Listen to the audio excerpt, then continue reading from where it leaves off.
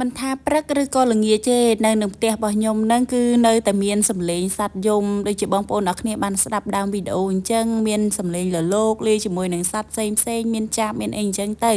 យំឡើងទៅហឹងអើងកងហើយនឹកឃើញទៅដល់ទស្សនវិជ្ជាការដែលយើងនៅពីតូចហើយឥឡូវនេះទស្សនវិជ្ជាហ្នឹងក៏អត់ទាន់ទៅណាឆ្ងាយដែរអនុស្សាវរីយ៍កាលពីនៅតូចគឺអត់អាចបំភ្លេចបានតែម្ដងសម្រាប់ខ្ញុំព្រោះវាជាអនុស្សាវរីយ៍មួយដែលស្រស់ស្អាតណាថយត្បិតតែក្រុមគ្រួសាររបស់យើងអត់មានអាហារហូបចុកគ្រប់គ្រាន់ទេពេលហ្នឹងប៉ុន្តែមានអារម្មណ៍ថាខ្លួនឯងមានសុភមង្គលខ្លាំងណាស់ជាពិសេសគឺទំនាក់ទំនងរវាងចាគ្រួសារមួយទៅគ្រួសារមួយនឹងតែម្ដងចង់និយាយថានៅភូមិរបស់ខ្ញុំអត់មានអ្នកណាមានលទ្ធភាពទិញទូរទស្សន៍ច្រើនទេ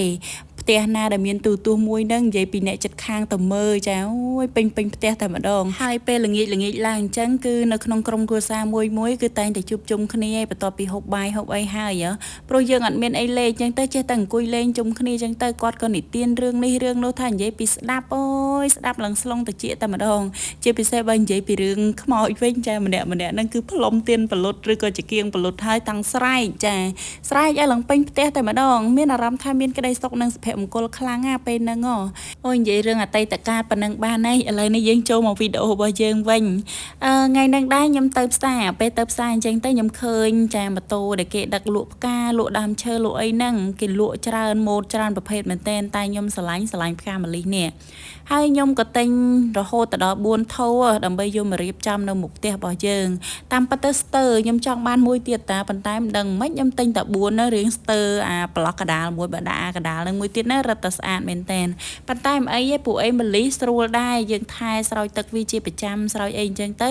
វាក៏នឹងរីកមេឃរីកអីទៅខ្ញុំគិតថាវានឹងអាចពេញថោហើយវានឹងកាន់តែស្អាតជាងនឹងអញ្ចឹងណាប៉ុន្តែបងប្អូនដែលគាត់ធ្លាប់ដាំផ្កាម្លិះថាតើធ្វើមិនដើម្បីឲ្យផ្កាម្លិះរបស់យើងនៅវាចេញផ្ការហូតជួយខមមិនប្រាប់ខ្ញុំផងព្រោះខ្ញុំអត់ដែរមានបទពិសោធន៍ដាំម្លិះសោះនេះគឺជាលើកទី1ឯងដែលខ្ញុំដាំម្លិះអញ្ចឹងមិនដឹងថាយ៉ាងម៉េចយ៉ាងម៉ែប៉ុន្តែខ្ញុំសង្ឃឹមថា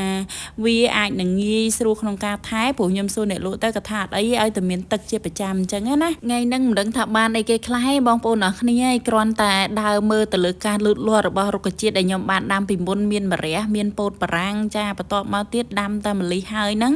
ចាដល់ម៉ោងស្រោចទឹកល្មមអញ្ចឹងឃើញថាពេលវេលាគឺពិតជាលឿនខ្លាំងមែនតែម្ដងឥឡូវនេះនាងខ្ញុំរៀបចំបើកទៅយកបើកអីក្នុងការស្រោចទៅលើដំណាំរបស់យើងដែលខ្ញុំបានដាំពីមុនហ្នឹងមានតបែកមានអីអញ្ចឹងទៅបន្ទាប់ពីស្រោចនៅរុក្ខជាតិអស់ទាំងហ្នឹងហើយឥឡូវនេះយើងមកស្រោចម្លិះរបស់យើងដែលយើងបានដាំមុនហ្នឹងបន្តិចហើយខ្ញុំសង្ឃឹមថាម្លិះនេះនឹងល្អទៅចោបងប្អូនអរគ្នាអើយហើយនឹងមានអីថតឲ្យបងប្អូនអរគ្នាមើលពីការលូតលាស់របស់ម្លិះនេះបន្តទៀតអញ្ចឹងណាហ្នឹងហើយឥឡូវនេះវីដេអូរបស់យើងបានមកដល់ទីបញ្ចប់ហើយអរគុណសម្រាប់ការមើលវីដេអូមួយនេះដល់ទីបញ្ចប់ជម្រាបលា